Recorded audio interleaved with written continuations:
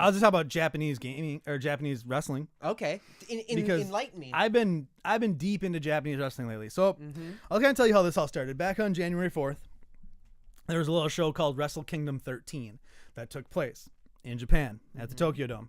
It was headlined by a match featuring Tanahashi and Kenny Omega, which Kenny Omega was the only person I'd heard of prior to that match. Mm-hmm. There was also other matches on the card, but that was that the one I was there for?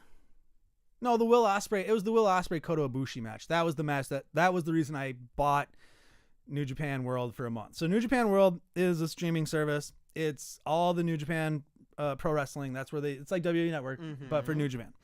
Now, New Japan's been really on the come up, right? The last 2-3 years, it's all like my hardcore wrestling nerd people talk about, right? Okada versus Omega, 1, 2, 3, and 4 are all the greatest matches ever. They're all 6 stars from Dave Meltzer, whatever. WWE's trash. These are the guys who do it right. It's a very violent style. I'll say that much. But I'd never really dumped into it. Finn Balor was there. He was called Prince Devitt. Right. AJ Styles. They've all led the Bullet Club. The Young Bucks. Cody Rhodes, who left WWE. Yep. He's in it. So I finally was like, I broke down. I was like, all right, I've been hearing just Japanese wrestling for, it seemed like ages. Okay. And I was like, I'm just going to jump in. I'm just going to jump head first in. So I bought New Japan World and I watched Wrestle Kingdom. I think the day after it came out, because it comes out at like 2 a.m. I think I got up the next day. Yeah, because it happens like live in Japan, right? So it's like 2 a.m. here. So I think I got up the next day at like 10 a.m. I took leave out of school. I came home and I got New Japan World. So then I watched, I think it was a 5-hour stream. They're bloated. And that's not even Wrestle Kingdom. Wrestle Kingdom 11 was like 6 hours. And I watched a few. So I wasn't going to go back too far. Right. So I had a plan with this. I was like, I'm going to watch Wrestle Kingdom. And then I was like, I'm going to watch New Year's Dash, which is like their Raw after WrestleMania. Okay. So Wrestle Kingdom is pretty much New Japan's WrestleMania. And New Year's Dash is like their Raw after WrestleMania, right? That's when all the craziness happens. This is the biggest. They build towards this for a year, right? The show of shows. Definitely. And it didn't disappoint. I mean, that Kota Ibushi Will Ospreay match for the Never Openweight Championship, I think it was the first match of the night, was almost the best match of that night. The Omega Tanahashi match was really good too. It went a really long time. And that Tanahashi's kind of like the Japanese Cena. Okay. Tanahashi's literally Japanese Cena, right? He's like 8-time champion. He even kind of looks like Cena, like the build wise, but like Japanese. No, but his hair is different. He's got bangs. They're ridiculous.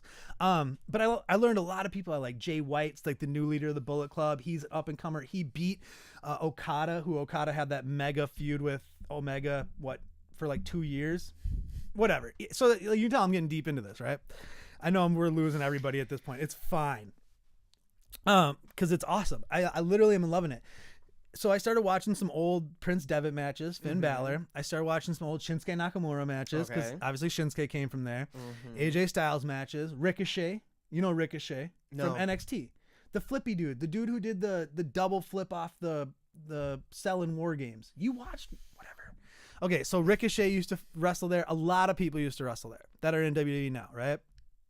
So I started cherry picking certain matches. And then I was like, I just watched the Wrestle Kingdoms, and now I'm moving on to the Dominion. So they have like 4 main shows a year. They have Wrestle Kingdom in January, Dominion's in June.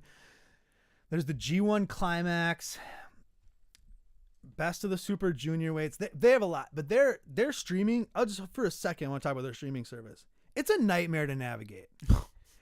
An absolute nightmare, because they have some things are in Japanese commentary, some things are in English commentary, some things have no commentary. I came across like it was a Ricochet match, and it had just no commentary. It was weird. So just nothing. Silence? Nothing. And they don't mic the crowds. So the crowds, you would think the crowds aren't that active because they don't mic them like WWE does, and they don't chant the way they do. They're more quiet. They do cheer a lot. You can hear it and you can see it more. But it is a different style of like how they view wrestling over there too. But it's pretty awesome. It's a very violent style though. Like there's so many dudes who have been put on the shelf with like legitimate neck injuries. Right. Kota Ibushi in that first match of Wrestle Kingdom 13 took an elbow to the back of the head from Will Ospreay, and he was looking straight forward. Will Ospreay ran across the ring and elbowed him right in the back of the head. it looked like he was out cold. And then he picked him up and hit his finisher on him.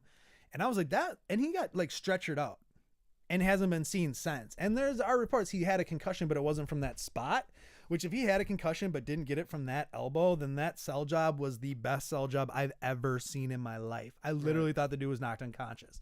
And it's definitely a less safe style than WWE. Right. It is. And that's why people are like, WWE needs to be more like New Japan. No, they can't. Like the USA, the United States won't allow them to be. Well, and like, it's not a good policy. It's just like football, and everybody's getting mad. These guys people are getting hurt. Right. Right. You cannot, and it's not even just the U.S. won't. You got Chris Benoit stuff. The safety, the safety of your performers. Right. There's certain things. It's irresponsible as a company to do. Now, I will say that WWE could have a harder style or one that looks harder. There is a in between. There is an in between from like the hardest Japanese style and WBU where you could have it look more brutal, but being actually more safe. We're really in deep wrestling nerd territory here. I'm sorry, I haven't gone. I was gonna do a Thor's thoughts on this, but it kind of just ended up. It kind of just ended up on the Base My Banner episode. So I've been really deep into it. I've watched Wrestle Kingdom 11. I've watched Wrestle Kingdom 13. I still haven't watched 12. Oh no, I did watch 10 too. I watched 10.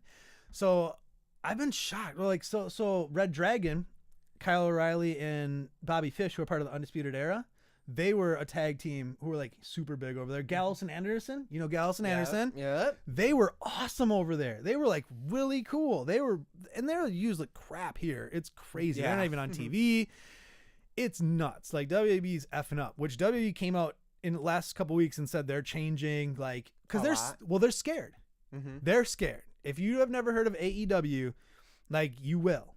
It's All Elite Wrestling. It's backed by a billionaire and his son, or the son of a billionaire who also owns a football team and also has hundreds of $1 million to himself. Okay. And then his dad's worth a few billion, and he's worth like close to $1 billion. Decided he wanted to get into wrestling? He gave them $100 million to start a wrestling company. He gave Cody Rhodes and the Young Bucks, who are like the vice presidents, $100 million.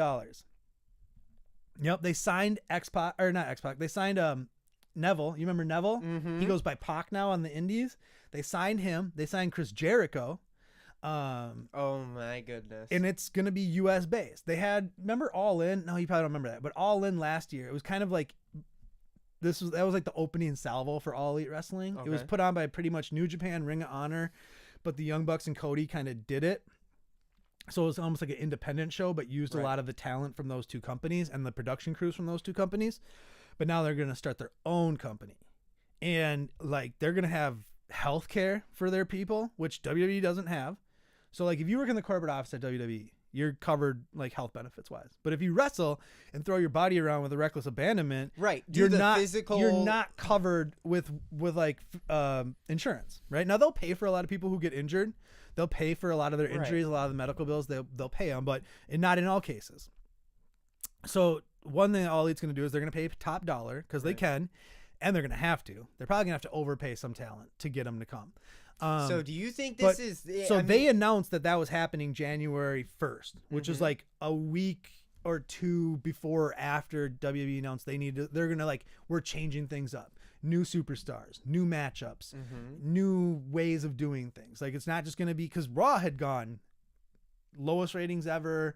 I mean, even I had dropped off for a few weeks. Like there was probably a solid month and a half where I didn't even watch a Raw.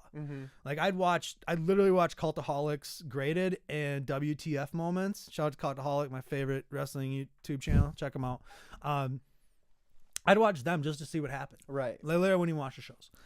And then I finally picked back about 2 weeks ago, and it's been great ever since. Your boy Finn Balor is now the new #1 contender for Brock Lesnar's belt, going up against him in Royal Rumble. Royal Rumble's like 2 weeks from Sunday, the 27th. I can't keep up with it anymore. What are you talking about? There hasn't been a pay-per-view in weeks. I can't keep up with anything.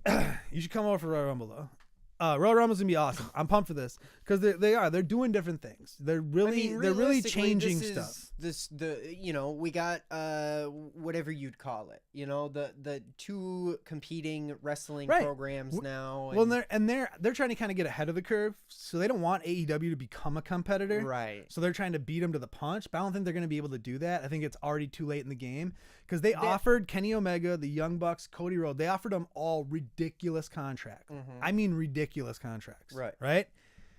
They all turned them down. WWE, Omega can't come out publicly and said, but Meltzer's reported, a lot of people have reported that Omega turned down WWE and he's going to sign with All Elite because he said he's done with New Japan. Now, WWE's still making headway. I mean, they just signed a dude from Japan who had an awesome match at Wrestle Kingdom. Kushida, I think his name was. Kushida. Okay. I want to say his gimmick is he's like Marty McFly from Back to the Future. Okay. And his manager came out dressed as Doc Brown. Okay. At Wrestle Kingdom 13. It was awesome. I'll show it to you. So to circle back around in New Japan Pro Wrestling and New Japan World, I really am into it. I'm really into it. I thought I was only going to do it for like maybe a month. Now I'm thinking I'm probably going to do New Japan World for a while. Uh-oh. Like I'm into it. I really am because there's enough backlog for me to get into with wrestlers who I like now. Although I have watched a lot of Finn Balor's matches, your boy Finn Balor, and I kind of like his matches with WWE and NXT better. Really? Yeah, a lot of his NXT matches I think were better than a lot of his New Japan stuff. But he started Bullet Club. Right. Bullet Club initiated with Prince Devitt or Finn Balor, which I thought it had been running for much longer because he was the leader, then AJ Styles was the leader, then Kenny Omega was the leader, then Cody replaced Kenny, then Jay White is now the new leader of the Bullet Club. Jay White's good. I haven't watched a lot of Jay White stuff. I was told online because I put a comment somewhere about like if I was going to watch a Jay White match, what's a first one? Like if you never watched Jay White wrestle, give me a match to watch that would hook me. And someone said him versus Okada, I think from last year. Or no, not him versus Omega. Yeah, it's him versus Omega. Okay. Because he wrestled Okada at Wrestle Kingdom, which was a spectacular match. He won, by the way, which was crazy. And then the next night on New Year's Dash, he challenged Tanahashi for the belt, for the heavyweight belt, because Omega was the heavyweight champion. He lost to Tanahashi at Wrestle Kingdom because he was leaving, obviously. That's the one thing I heard complaints about is that this Wrestle Kingdom wasn't as good as the past couple. And I mean, after watching a few of them, I can see that a little bit. But from my perspective, it was a great show, right. But some of knowing the ins and outs of wrestling will ruin finishes for you. You know what I mean? Because if you know contract stuff and you know so-and-so's leaving and they have a giant match against so-and-so on the card. Right. Like Cody, right? Cody went up against Juice Robinson, who used to wrestle as CJ Parker in NXT. And he lost, obviously, the United States Championship. Pretty much everybody in the Elite lost that at Wrestle Kingdom. Cody Rhodes, Young Bucks, Marty Scurll is part of the Elite, but he's still in Ring of Honor, I think. And then Kenny Omega. They're like, because they have a show on YouTube. It's a super popular YouTube show. It's called Being the Elite. Okay. It's one of the bigger YouTube channels out there. And they don't need. They're one of the few. They don't need WWE. That's what's scary to WWE is there's actual professional wrestlers who don't need their company. No, because they make enough money. They have their own merch. They have their own. The internet's a dangerous tool. Really is. You know what I mean? And it's really good for these wrestlers, though. It is dangerous for WWE, but who cares? When it's best for the fans, because we get better quality of wrestling. We're gonna get hopefully better quality of storytelling out of necessity, because Vince doesn't want to, but he's not gonna have a choice. He's gonna have to. That's why Finn Balor won twice on Monday night, and now he's facing Brock Lesnar. It was supposed to be Braun versus Brock again. I love Strowman, but I do too. He's cooled off heavy, and they've misbooked him. Now, when I heard the Beast versus the Demon, I'm here for that. Right. Now, if Finn comes out as the Demon, W. Really? If he comes out as Finn Balor, loss. He's taking an L. Oh, yeah. For sure. But it's like, who are they going to put the belt on? Who's going to be WWE's guy? Cena's done, right? Yeah. He can't come back. Cena will wrestle when he wants to, and he'll show up here and there, but his new hair is ridiculous, by the way. He's got long hair, like longer hair, and it looks really weird. You remember JBL? He almost looks like JBL. So he's coming back with like more old school 90s look? No, it's bad. Like I even looked like, it's I'll show it to you. It's Yeah, good. Check it out. But yeah, so they don't really have a person now, right? Now Becky Lynch is the man, and like she's kind of the biggest thing going. And I would love for the biggest star in the company to be a woman. I would love to see that. I think that's great for business. But it's just tough. They don't really have right now a face of the company, and they need one. They had Hogan, they had Rock, they had Stone Cold, they had Cena for the last 16 years. So now it's like they got a bunch of like good guys, but they don't have a guy. They had a guy or gal. They wanted him. No, they had Roman. They wanted Roman to be the guy, right? Right. But I'm saying a guy or a gal. Well, yeah, I'm cool with being a guy. Becky Lynch, but she's the man, so She even has. She wears a shirt that says "the man." Really? Yeah. Like her whole thing is she calls herself the man. That's funny. Like she runs WWE. Her Twitter game, strongest. She has the strongest Twitter game. It's ridiculous. Like there was one. The only one I can think of that's how is Corey Graves had tweeted something about a romantic storyline on the show, and then said something about Becky Lynch, and she was like, "Yeah, the thing I need to get me over is." Romantic storyline with like something about an emo like D-bag poured into skinny jeans. Like she straight fire. Yeah, Becky Lynch is straight fire on Twitter. If you throw her a follow if you're on Twitter, it's worth it. It is worth it. No, follow us. Well, yeah, follow us. Obviously, I mean, you already should be following us everywhere. Obviously, duh. That's implied, Brian. Oh, sorry. That's implied. So that's pretty much it. I mean, I got pretty much everything I wanted to get. New Japan. New Japan's cool. If you've tell me your favorite New Japan like show. If you're big into New Japan, like if you got a Dominion or a Wrestle Kingdom, your favorite one of all time.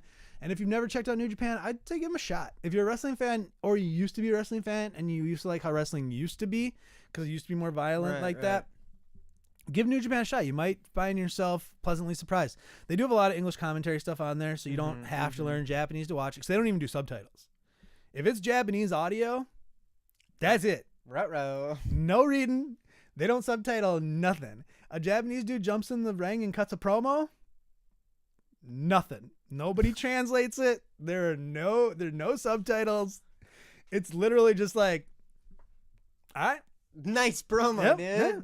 You just gauge by the crowd response. Be like, yeah, I'm with him. Good promo. He's going to be the champion, I think. He was. Nope. Yeah. Whatever he's doing, I'm behind. But yeah, it's been good, man.